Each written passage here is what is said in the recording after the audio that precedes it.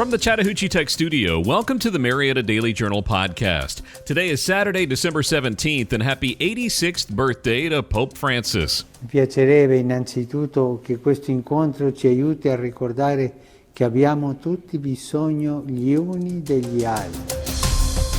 I'm Dan Ratcliffe, and here are your top stories presented by Engineered Solutions of Georgia. Despite becoming publicly traded, the Atlanta Braves insist nothing on the field will change. Mount Perrin announced their new head of middle school, and the Family Advocacy Center looks to provide a safe haven for abuse survivors. We'll have all this and more coming up on the Marietta Daily Journal Podcast. Engineered Solutions is your locally owned and operated commercial and residential foundation company that specializes in foundation repair, basement waterproofing, and crawl space encapsulation. I'm consumer investigator Dale Cardwell. I've done the research already, so you don't have to. Dial 678-ESOG now. Hey, this is Rusty from Squidbillies, and you in Braves country now. Go Braves! Woo! This is Jocktober, baby! After last month's announcement that the Atlanta Braves will soon become their own publicly traded company, team officials were quick to say little will change baseball-wise. President and CEO Derek Schiller told investors at a November 17th meeting that it will be business as usual. Braves Chairman Terry McGuirk echoed that sentiment in a letter to workers for the Braves and the Battery Atlanta. But business-wise, the Braves' financial separation from owner Liberty Media could have significant implications down the road. The Braves are currently traded as a tracking stock, a subset of Liberty Media that's still tied to the firm's overall performance, but represents one of its subsidiaries. Pending approval by shareholders and Major League Baseball, the Braves will become a fully separate entity within the next 6 to 8 months. Fans and financiers alike will then be able to purchase a stake in the team. Liberty CEO Greg Maffei has said repeatedly the impetus for the spinoff comes from a desire to showcase the Braves' value independent of Liberty as a whole. The stock will represent not only the team and its assets, but the Battery Atlanta and the Braves Development Company, the latter of which manages the team's real estate holdings. Well, tippity top of the AM to every good buddy here. As chairman of the PTA, I am diddly delighted to take over, and I think I can put the PAL back in principle. Mount Perrin Christian School announced that Peter Hill is the new head of middle school beginning in the 23-24 academic school year. Hill comes to the MPCS from Catholic Memorial School in Boston, Massachusetts, where he's a member of the academic leadership team, a history teacher, and varsity head soccer coach. With vast independent school experience, he's taught a variety of history courses, including AP Comparative Politics, where his students over the years have earned an astounding 94% pass rate. He served as the International Student Coordinator, developed and implemented the Faculty Peer Mentoring Program, and advised and mentored faculty to better enable bilingual students. Prior to Hill's time at Catholic Memorial, he taught at Mariannapolis Preparatory School in Connecticut and St. Paul's School in New Hampshire. He holds a bachelor's degree in history from Dartmouth College and a master's degree in curriculum and instruction from Boston College.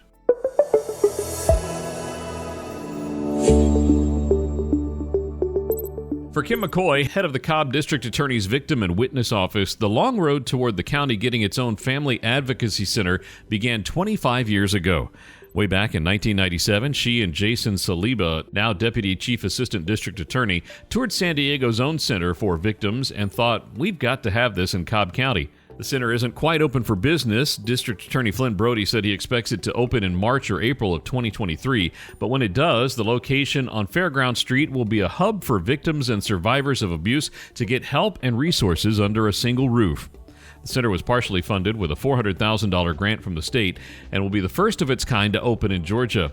When family advocacy centers are implemented in communities, there's a corresponding reduction in domestic violence homicides, a reduction in childhood trauma, and with that, better outcomes for families.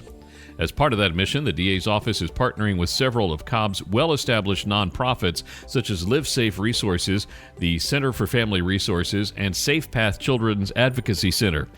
Along with staff from the county and its public safety and prosecutorial partners, those nonprofits and community groups will have representatives on site as well. Brody told the MDJ his office is working on setting up a 501c3 nonprofit so that community members and businesses can support the center going forward.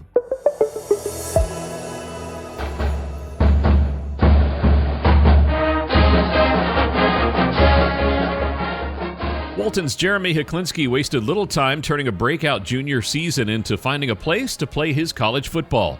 The 6'1", 175-pound quarterback committed to Wake Forest on Wednesday, making his announcement on social media. Heklinski is coming off a season in which he threw 3,520 yards, 37 touchdowns, and 12 interceptions, while also running for 5 scores. Heklinski played his best in arguably the biggest game of the season, in which he led Walton to an upset of Buford in the second round of the Class 7A state playoffs. In that game, he threw for 315 yards and 2 touchdowns in beating the Wolves, a consensus top 10 team nationally on their home field. Heklinski chose Wake Forest over offers from Central Florida, Georgia Southern, and Eastern Kentucky. His recruiting was just starting to heat up, as it had been reported that Georgia, Georgia Tech, Cincinnati, Duke, and Florida State had become interested. Heklinski was expected to announce his commitment next spring, but he told SI.com that everything just felt right this week. You deserve better than your bank. Better service, better rates, better solutions. If you live or work in Cobb County, now is the perfect time to make the switch to Credit Union of Georgia, the better way to bank. Since 1960, Credit Union of Georgia has been providing Northwest Georgia with financial solutions that make sense for your home, business, and family. As a homegrown, not-for-profit cooperative, our members are our mission. Not only will you get the best loan rates, you'll get personalized customer service from people who understand your needs. Plus, Credit Union of Georgia provides real convenience with a network of more than 30,000 accessible ATMs and branch locations across the country. Of course, there's also 5 locations right here in Cobb County. Ready to see how much better your banking can be with Credit Union of Georgia? Become a member today or apply for a loan online by visiting cuofga.org. Credit Union of Georgia, the better way to bank. Ted's Montana Grill is one of Cobb's best burgers. But in addition to burgers, they also have some great salads, steaks, chili, and a full bar selection. For your chance to win a $20 gift card to Ted's Montana Grill at the Avenue in West Cobb, email tedscontest@gmail.com today. That's tedscontest@gmail.com for your chance to win a $20 gift card from Ted's Montana Grill at the Avenue at West Cobb. The Marietta City Council Wednesday night unanimously approved allocating the majority of the city's remaining federal COVID-19 relief funds for a pair of new parks. Marietta received roughly $11 million from the American Rescue Plan Act and had already allocated portions of it for a new public safety training center, replacing a water tower, affordable housing, wellness initiatives for public safety employees, repairs to a fire station, and the Cobb Veterans Memorial. The city has broad discretion over the use of the funds. Wednesday's vote puts $1 million of the remaining funds toward capping a 57-acre landfill on Merritt Road behind Lockheed Elementary to build a new city park. Another $2 million will be offered to Cobb County for 20 acres of parkland at Anderson and Burnt Hickory Roads west of Kennesaw Mountain.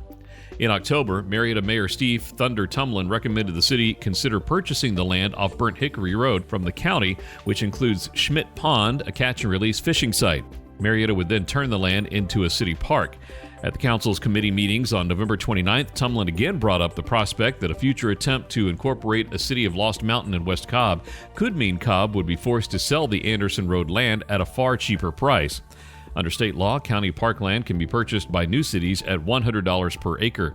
The proposal for a city of Lost Mountain was rejected by voters in May, along with proposals for cities in East Cobb and Vinings. Hey, that's a stroke. I just tapped my ball, Quagmire. Relax. Oh, relax. Oh, okay. Oh, look, I just tapped my ball. Oh, just tapped it again. Oh, tap. Oh, where is it? Oh, it's in the hole. Eagle. Yay, Quagmire. It may have been a cloudy day, but that didn't dampen the spirits at the 9th annual Thanksgiving Classic hosted by the Marietta Country Club. After a Chick-fil-A breakfast, the golfers were cheered on with pom-poms and great enthusiasm from the YELLS, which stands for Youth Empowerment Through Learning, Leading, and Serving Inc. kids at the shotgun start. The day-long event saw a record number of 144 golfers participating. Each year, the tournament committee selects a recipient from the Cobb County area. To be eligible, the nonprofit must benefit and impact children's lives. This year, the selected beneficiary was YELLS. Previous recipients include such worthy organizations as the Center for Children and Young Adults, Marietta Police Athletic League, KSU Care, Marietta Student Life Center, Devereaux Center, Wellstar Cancer Center, and Hospice Angel Fund. Over the past 9 years, the event raised over $850,000. The goal for next year is to surpass the $1 million mark in donations. With the generosity of the players and sponsors, the Marietta Country Club was able to make a huge impact on Yells with the presentation of a $150,000 check. Unknown error. Every time I think my business is on track, I get these computer issues that shut me down for a day. Ever since my business partnered with Click IT of Marietta, I don't even worry about those types of things. They're local, they have 20 years experience, and specialize in helping small businesses just like mine and yours. Do they handle hardware and software? Hardware, software, malware, you name it. Just tell them when and where, and they will be there. Visit them online at marietta.clickitcomputers.com or give them a call at 678-202-4600. Instead of submitting a support ticket, call Marietta Click It. Hi, I'm Glenn Drake, owner of Drake Realty. The world's changed a lot in the last year, so Drake Realty is changing with it. Our newest website allows you to find your property and agent, then we take care of the rest. We have experienced partners and state-of-the-art technology to keep your earnest money safe and closings on time. If you're looking for a seamless transaction from contract to close, visit us online at drakerealty.com.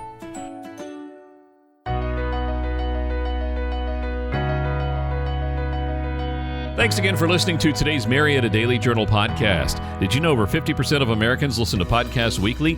Make sure you join us for our next episode and share this podcast on social media with your friends and family. You can find us on TikTok at MDJ Podcast, add us to your Alexa Flash Briefing or Google Home Briefing, and be sure to like, follow, and subscribe wherever you get your podcasts.